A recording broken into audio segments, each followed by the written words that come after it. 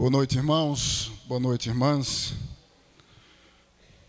Abram comigo a palavra de Deus no Evangelho segundo Lucas, capítulo 24.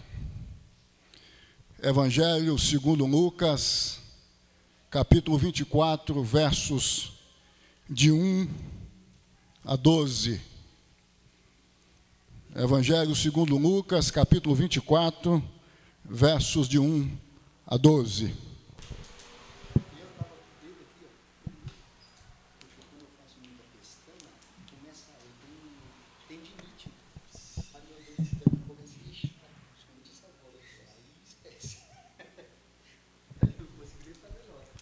Amém, irmãos e irmãs? Assim diz a palavra de Deus. Mas, no primeiro dia da semana, alta madrugada, foram elas ao túmulo, levando os aromas que haviam preparado. Encontraram a pedra removida do sepulcro, mas, ao entrarem, não acharam o corpo do Senhor Jesus. Aconteceu que, perplexas a esse respeito, apareceram-lhes dois varões com vestes resplandecentes. Estando elas possuídas de temor, baixando os olhos para o chão, eles lhe falaram: por que buscais entre os mortos o que vive? Ele não está aqui, mas ressuscitou. Lembrai-vos de como vos preveniu, estando ainda na Galileia, quando disse: importa que o Filho do Homem seja entregue nas mãos de pecadores e seja crucificado e ressuscite ao terceiro dia. Então se lembraram das suas palavras e, voltando do túmulo, anunciaram todas estas coisas aos 11 e a todos os mais que com eles estavam. Eram Maria Madalena, Joana e Maria, mãe de Tiago. Também as demais que estavam com elas confirmaram estas coisas aos apóstolos. Tais palavras lhes pareciam como delírio e não acreditaram nelas. Pedro, porém, levantou-se, correu ao sepulcro e, abaixando-se, nada mais viu senão os lençóis de linho e retirou para casa, maravilhado do que havia acontecido. Jesus ressuscitou, mito ou fato? Jesus ressuscitou, mito ou fato? Este é o nosso tema. Deus, nós desejamos ouvir-te, como sempre pedimos, quando a palavra do Senhor é lida diante de nós. Assim que tu venhas então, em nome de Jesus, falar conosco, já que necessitamos, tu sabes, ouvir unicamente a tua voz. Que assim seja, meu Deus, em nome de Jesus. Amém e amém. Jesus ressuscitou, mito ou fato? Meus irmãos e minhas irmãs, vocês sabem que o ceticismo humanista, como o modernismo teológico, negam a ressurreição de Jesus como um evento histórico e real, fazendo uso de algumas teorias, no meu entendimento, e da maioria dos cristãos, desprovidas de fundamentação histórica. Eis as teorias. Primeira teoria, a teoria do corpo roubado. Teoria esta edificada pelos principais sacerdotes, segundo Mateus, em seu Evangelho, no capítulo 28, a partir do verso 11. Como o nome já indica, sustentam os céticos humanistas acerca da ressurreição, que na verdade não houve ressurreição. O que houve foi o roubo do corpo de Jesus pelos seus discípulos. A segunda teoria é a teoria do desmaio, que diz que na verdade Jesus não morreu na cruz. O que aconteceu foi que Jesus, ante ao sofrimento, não aguentou e desmaiou. Teve uma síncope. Desmaiado, conduziram isto é, seu corpo, até o sepulcro, e lá no sepulcro Jesus recobrou a consciência. Não houve ressurreição porque não houve morte. Jesus não morreu. Jesus teve uma síncope, um desmaio. Terceira teoria do embelezamento da igreja primitiva. Segundo essa teoria, a igreja primitiva, pós-apostólica, abatida com a morte de Jesus, perpetuou uma fraude gigantesca para honrar seu Salvador, a fraude da ressurreição. Então, a igreja primitiva teria criado a ideia de que Jesus havia ressuscitado. Quarta teoria da visão subjetiva. Os discípulos tiveram uma espécie de alucinação ou imaginação do Salvador Jesus, não aceitavam a morte de Jesus e por isso imaginaram tê-lo visto após sua morte. Estas teorias são usadas, como disse, com propósito por parte dos ceticistas, por parte dos que negam a ressurreição de Jesus, com propósito de negarem a ressurreição de Jesus. Mas vocês sabem que majoritariamente o mundo subscreve que Jesus ressuscitou. Deste modo, nós podemos dizer que a ressurreição de Jesus não é um mito, é um fato.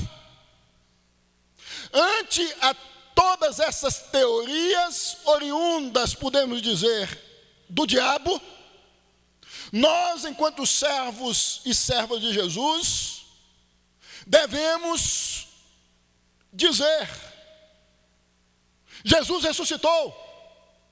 É um fato, não é um mito, não tem a ver com a fábula, não tem a ver com invencionice, não tem a ver com a necessidade por parte de alguns, mas com um fato: Jesus ressuscitou. É um fato e não um mito. Deste modo, nós podemos destacar alguns fatos que envolveram a ressurreição de Jesus que atestam. No contexto do Novo Testamento, ou neotestamentário falando, que o sepulcro ficou vazio. Que o sepulcro ficou vazio, isto é, que o corpo de Jesus, após a sua morte, não ficou no sepulcro. Quais são esses fatos? Quais são esses fatos que envolveram a ressurreição de Jesus? Presta atenção. O primeiro fato que envolveu a ressurreição de Jesus foi a especificidade do dia da ressurreição, o domingo. É o que Lucas sustenta aí em seu evangelho, no capítulo 24, no verso 1. Se não observem, vejam. Mas no primeiro dia da semana, isto é, no domingo. O domingo é o dia da ressurreição. Vocês sabem que desde o primeiro século, que os cristãos comemoram a ressurreição de Jesus, considerando que Jesus ressuscitou no primeiro dia da semana, isto é, no domingo. O domingo foi oficializado como o dia do Senhor, vocês sabem, no século VI depois de Cristo, precisamente em 521, por Constantino. Mas isso não significa que antes de 521, que os cristãos não observavam o domingo como o dia do Senhor. O que ocorreu, é certo afirmarmos, foi uma jogada política por parte de Constantino, já que a maioria dos indivíduos que faziam parte do Império Romano já observavam o domingo, porque entendiam que Jesus havia ressuscitado no domingo. O domingo, como o dia em que Jesus ressuscitou, ao observarmos a história, mostra que de fato a ressurreição ocorreu neste dia. E vejam que a intenção de Lucas, como um historiador, é apontar o dia da ressurreição com o propósito de dizer que a ressurreição de fato ocorreu. Ou seja, em outras palavras, é um evento histórico, real, factual, já que a teoria do corpo roubado, como disse, edificada pelos principais sacerdotes, já havia sido propalada no contexto do Novo Testamento. Lucas, então, faz questão de dizer: Jesus ressuscitou no primeiro dia da semana. Não é um mito, não é invenção, é um fato, ocorreu, aconteceu. Está aí o domingo e as testemunhas de que Jesus ressuscitou neste dia. O segundo fato que envolveu a ressurreição de Jesus foi a revelação da ressurreição às discípulas de Jesus. Verso 10 vai destacar isto. Aliás, desde o verso 1, mais precisamente o verso 10, destaca as primeiras testemunhas da ressurreição de Jesus, as primeiras a verem o sepulcro vazio, sem o corpo, a tumba vazia. Segundo o verso 10, eram Maria Madalena, Joana e Maria, mãe de Tiago. É interessante isto, porque, volto a dizer, a intenção de Lucas é dizer, como um historiador, que a ressurreição de Jesus é um fato e não um mito, já que o mesmo apresenta o que de fato ocorreu, quando diz que as primeiras testemunhas da ressurreição de Jesus haviam sido 3 mulheres. Se tivesse sido uma invenção por parte dos discípulos, os evangelistas, e muito menos Lucas, colocaria mulheres como as primeiras testemunhas da ressurreição. Isso porque, à época, a palavra de uma mulher não tinha credibilidade. Então, quando os evangelistas colocam as mulheres como as primeiras testemunhas da ressurreição, eles estão dizendo o seguinte: aconteceu, nós estamos narrando como de fato ocorreu. Não é uma invenção. É óbvio que se fosse uma invenção, eles iam considerando como a sociedade à época enxergava as mulheres, homens como testemunhas e não mulheres. Com isso, Lucas está dizendo: as primeiras testemunhas de Jesus atestam que Jesus de fato ressuscitou, que a ressurreição não é um mito, que a ressurreição é um fato, aconteceu, é factual. O sepulcro de fato estava vazio. Jesus vive. O terceiro fato que envolveu a ressurreição de Jesus foi a exatidão do cumprimento da palavra de Jesus no tocante ao tempo que seu corpo iria ficar no sepulcro. É o que destaca o verso 3. Observem comigo. Mas ao entrarem não acharam o corpo de Jesus depois de 3 dias. Vocês sabem que Jesus já havia dito isto. Isso está em Mateus, capítulo 12, verso 40. Jesus havia dito que ao terceiro dia, antes da sua morte, considerando a sua morte, que o seu corpo não haveria de ser encontrado no sepulcro. As palavras de Jesus e o que ocorreu depois, a exatidão, ratifica que Jesus de fato ressuscitou, que a ressurreição de Jesus não é um mito, não é uma fábula, não tem a ver com a invenção, mas com o fato, com a realidade, com o que é factual, ocorreu. O quarto fato, que envolveu a ressurreição de Jesus, foi o paradoxo entre a perspectiva das discípulas de Jesus, Maria, Madalena, Joana e Maria, mãe de Tiago, e a perspectiva da palavra de Deus no tocante ao corpo de Jesus após a sua morte. A perspectiva das discípulas de Jesus, em particular, era da decomposição do corpo de Jesus.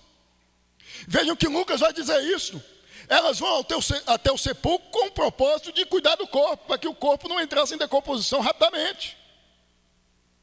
E elas encontram o sepulcro vazio. Há uma perplexidade, porque a intenção das mesmas foi posta no chão, o corpo não estava, o sepulcro estava vazio.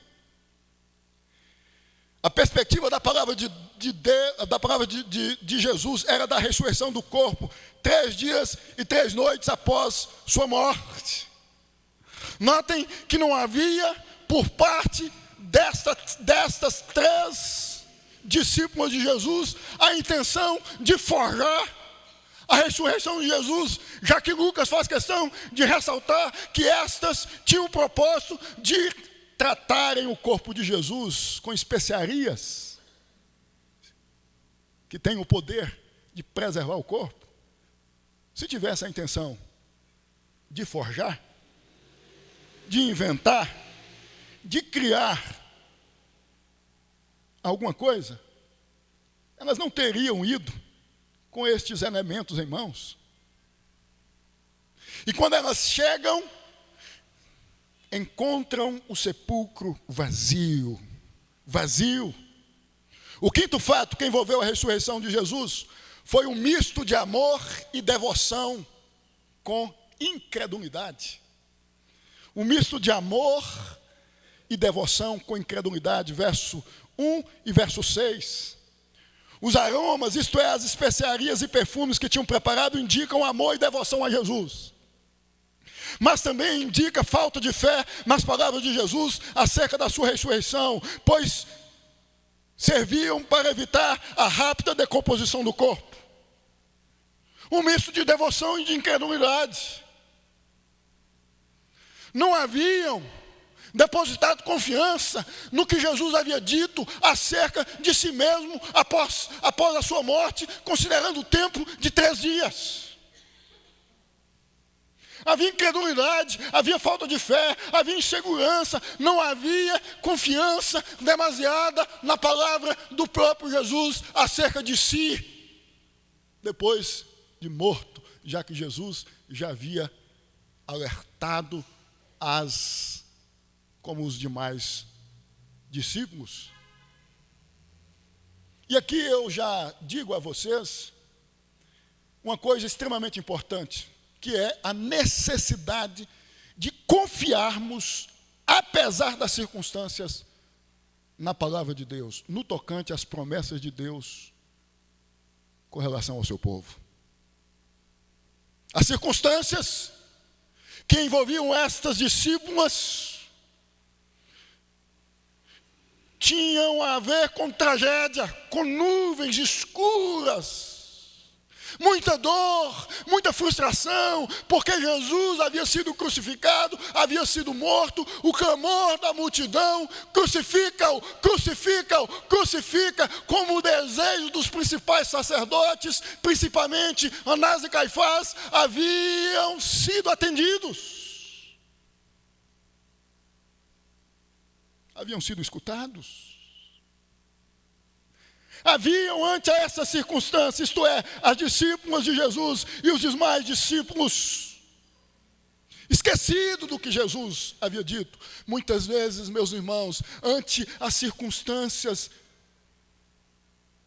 obscuras, negras, que passam a fazer parte da nossa existencialidade na existência, nós deixamos de confiar na palavra de Deus. Parece que as circunstâncias negativas têm o poder de arrancar do nosso coração, da nossa alma, da nossa mente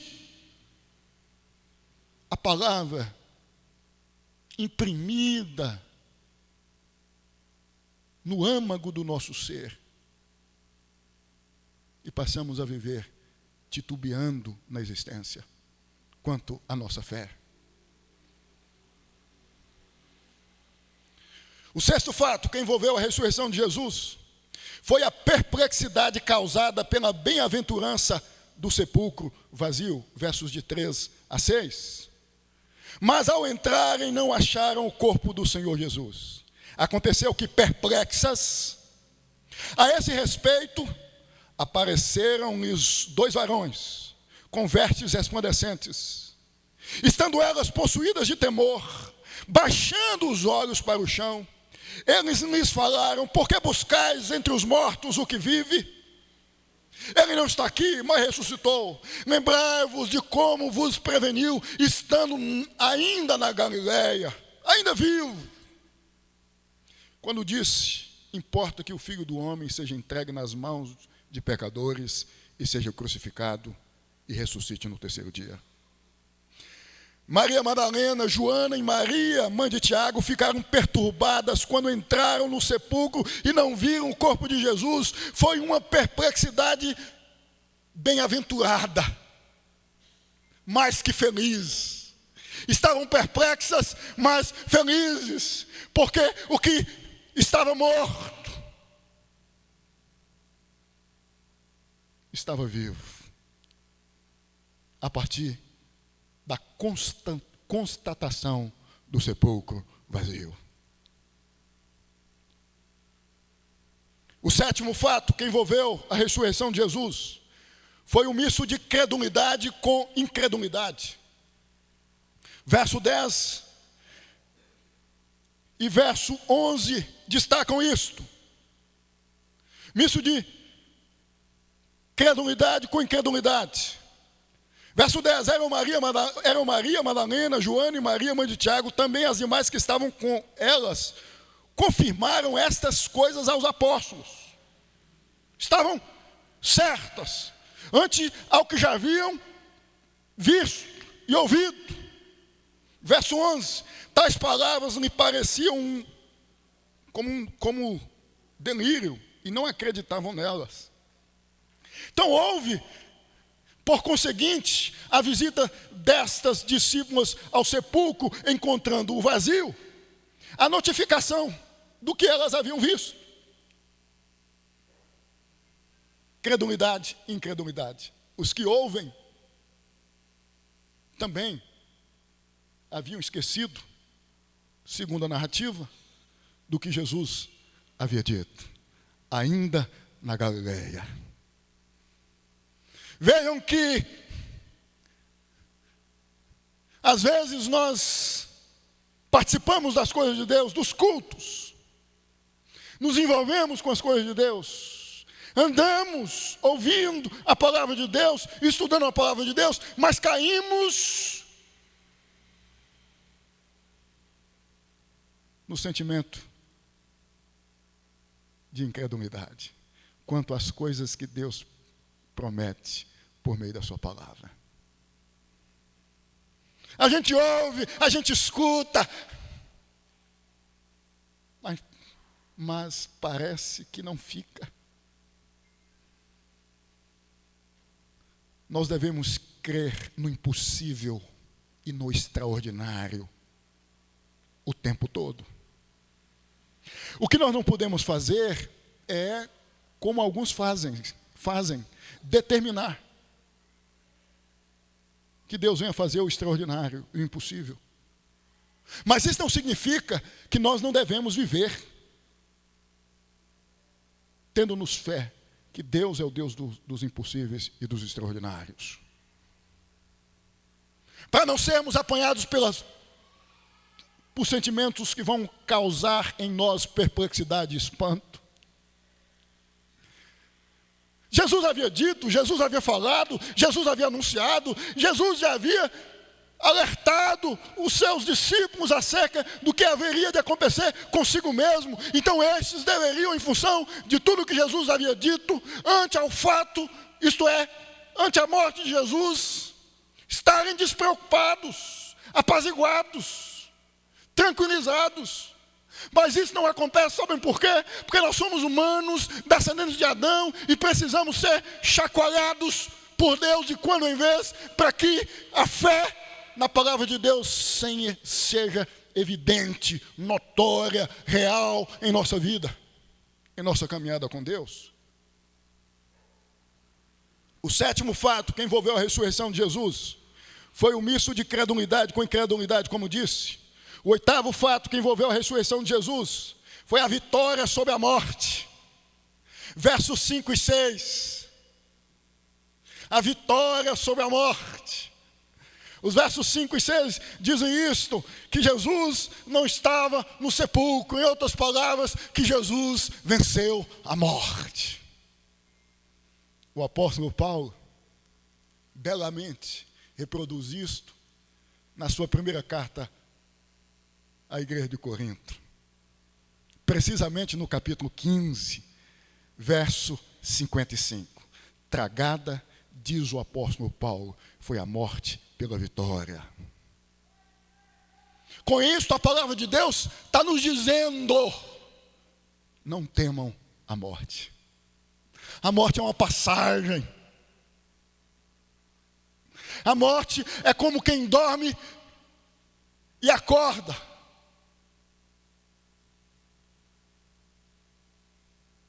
Deste modo, um servo e uma serva de Deus, quando morre, acorda no céu. É o eufemismo que o Novo Testamento usa para a morte. O apóstolo Paulo faz isso na sua primeira carta aos Tessalonicenses. Nós devemos confiar na palavra de Deus. Jesus venceu a morte. Jesus venceu a morte. Jesus arrancou o poder da morte. Jesus envergonhou a morte. Jesus pisoteou a morte. Jesus deixou a morte de rosto no chão, ou com o rosto no chão. A morte foi vencida. Cristãos genuínos, portanto, não vivem com medo da morte, porque a morte, na verdade, só é uma separação, não é um ponto final, é uma passagem. Jesus venceu a morte. Não há necessidade de ficarmos perplexos, atônicos, temerosos. Eu não estou dizendo que nós devemos ansiar a morte, ou buscar a morte, não é isto. Isso é filosofia pessimista, que não tem nada a ver com o cristianismo. O que eu estou dizendo é que nós não devemos viver neste mundo com medo da morte, como os ímpios, destituídos de fé em Jesus, destituídos da fé na ressurreição, vivem. O nono fato que envolveu a ressurreição de Jesus foi o anúncio da ressurreição, da vitória sobre a morte. Versos 5 e 10. Não basta só, meus irmãos, termos a consciência de que Jesus venceu a morte. É preciso anunciarmos que Jesus venceu a morte. Essas discípulas, ante ao que haviam constatado, ante ao que haviam visto, de imediato correram com o propósito de dizerem: ei, ergam a cabeça, Jesus não está morto, Jesus ressuscitou. E não foi um homem que nos disse, foi o céu, 2 anjos. O céu veio até o sepulcro e me disse que Jesus, e nos disse que Jesus ressuscitou. O céu estava dizendo a essas discípulas que representavam a igreja: igreja, anuncie a ressurreição de Jesus. Propague ao mundo que vive com medo, que vive com receio. Mundo este composto por homens suscetíveis, passivos de morte. que este não deve viver temendo a morte. Porque existe um que venceu a morte. Jesus. O homem simples que passeou pelas terras da Galileia, pelas geografias humildes da Palestina, de pés empoeirados, que foi cuspido, que foi chicoteado. Este venceu a morte, silenciou a morte, tragada foi a morte pela vitória. Ó morte, onde está o teu, em outras palavras, poder? Jesus te nocauteou, Jesus te matou. Jesus matou o que mata. Jesus matou o que mata. Quando ressuscitou, Jesus matou a morte.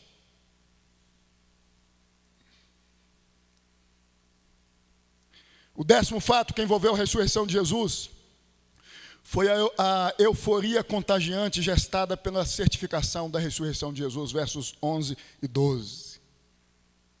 Houve uma efervescência, uma agitação, um misto de alegria e de incredulidade. Eles estavam ali certos que de fato Jesus havia ressuscitado, e é assim que a gente fica, é assim que a gente tem que ficar, não é com a incredulidade tomando conta de nós, mas quietos,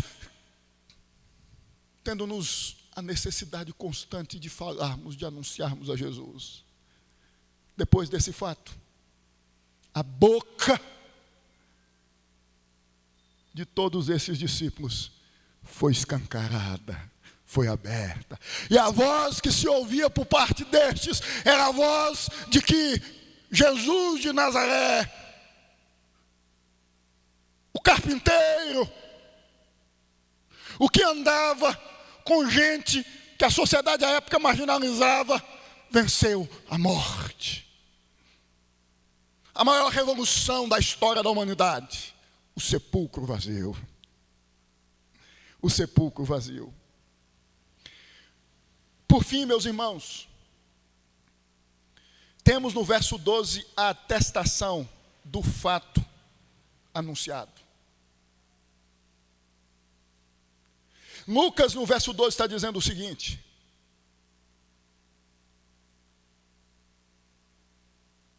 o que os discípulos e as discípulas de Jesus passou a anunciarem não tem a ver com mito, tem a ver com fato. Não tem a ver com mito, tem a ver com fato. Com relação às teorias que negam a ressurreição de Jesus, podemos dizer, em primeiro lugar, é uma questão de fé. Segundo 2 Timóteo 3, verso 16 e 2 Pedro 1, verso 21, devemos confiar nos relatos dos evangelistas acerca do que aconteceu com Cristo depois da sua morte. Pois toda a Escritura é a palavra de Deus.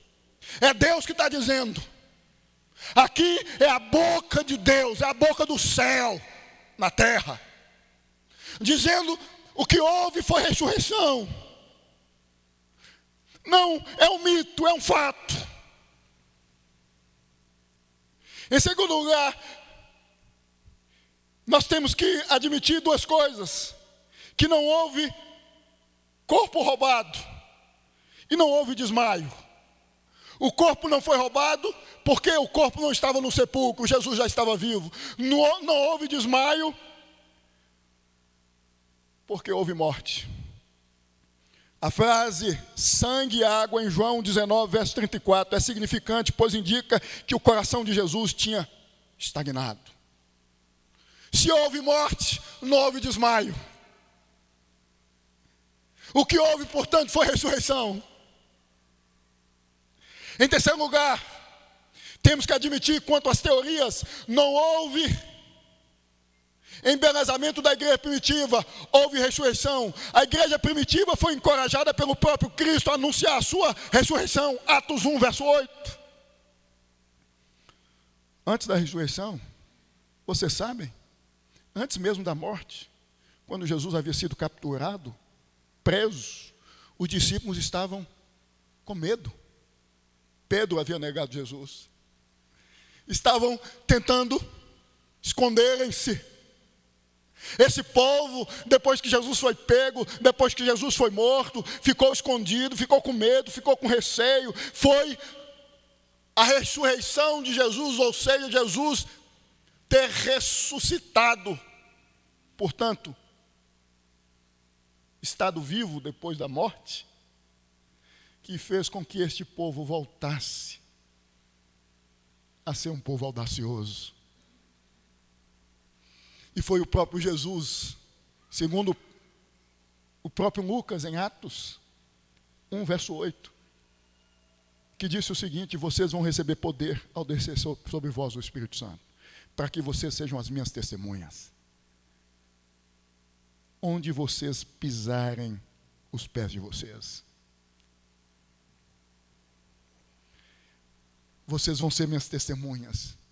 Então esse povo foi encorajado pelo próprio Jesus. Esse povo não tinha psicologia ou condições psicológicas, melhor dizendo, e muito menos condição emocional, ante a tudo que havia acontecido, de sustentar um mito acerca da ressurreição. Jesus ressuscita e entusiasma esse povo. E por isso muitos, a começar por Estevão, Atos 7, se tornam mártires do cristianismo. Porque a morte não era mais um problema. Eles tinham que testemunhar o que havia morrido e ressuscitado. Eu finalizo essa mensagem dizendo o que John Stott, o grande exegeta e comunicador do Evangelho britânico, disse acerca da ressurreição. Abre aspas. O cristianismo é, em sua essência, a religião da ressurreição. O conceito de ressurreição constitui seu cerne. Remover esse conceito é destruir o cristianismo. Se não houve ressurreição, diz o apóstolo Paulo, escrevendo aos Coríntios, na sua primeira carta, capítulo 15, vã é a nossa fé, vã é a nossa pregação. Não há como vivermos de culto a culto sem termos a convicção, a certeza de que de fato Jesus ressuscitou. Nós precisamos viver atestando esta certeza. O que sustenta a minha fé, o que sustenta toda a história do cristianismo, o que valida, o que dá razão a tudo que os cristãos, desde a ressurreição de Jesus, haviam feito, é a ressurreição de Jesus. Porque nós estamos aqui, porque estamos certos e certas com base na ressurreição de Jesus. Que mesmo depois que morrermos, vamos ressuscitar o nosso corpo, com o propósito de vivermos com o Senhor por toda a eternidade. Põe-se de pé.